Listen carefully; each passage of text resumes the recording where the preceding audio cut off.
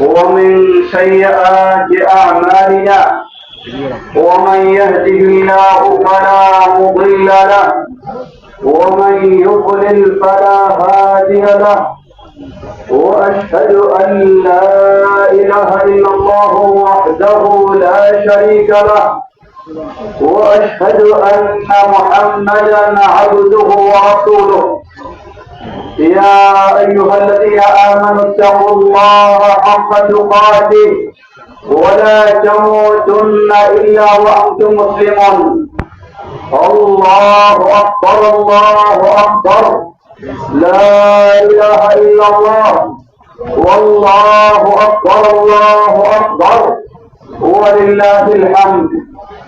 أما بعد، فإن خير الحديث كتاب الله، وخير الهدي هدي محمد صلى الله عليه وسلم، وشر الأمور محدثاتها، وكل محدثة بدعة، وكل بدعة ضلالة، وكل ضلالة في النار. الله أكبر الله أكبر، لا إله إلا الله، والله أكبر الله أكبر، ولله الحمد। সমবেত মুসল্লিবৃন্দ, শুরুতে আবারও প্রশংসা জ্ঞাপন করছি সেই আল্লাহ সুবহানাহু ওয়া তাআলা, যিনি দীর্ঘ একটি মাস অত্যন্ত সুন্দরভাবে সিয়াম পালন করে আজকে ঈদের সালাত আদায় করার তৌফিক দান করেছেন। অতঃপর অসংখ্য সালাত ও সালাম পেশ করছি প্রিয় রাসূল মুহাম্মদ সাল্লাল্লাহু আলাইহি ওয়াসাল্লাম, তার আসহাবে কিরাম, আহলে বাইত, শেষ দিবস পর্যন্ত তার প্রতিটি একনিষ্ঠ অনুসারীদের উপর।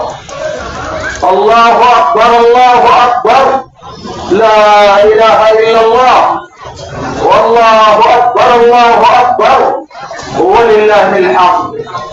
সমবেত মুসল্লিবৃন্দ, সত্যি আজকে মুসলিমদের জন্য আনন্দের বিষয়। কেন আনন্দের বিষয়?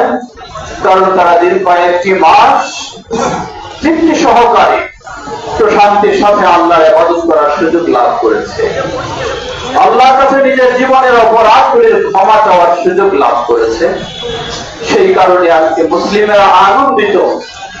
আমাদের আনন্দ যেন হয় আল্লাহ সন্তুষ্টি অর্জনের মধ্য দিয়ে, আমাদের আনন্দ যেন হয় আল্লাহর পথে, আমাদের আনন্দ যেন হয় আল্লাহর খুশিতে।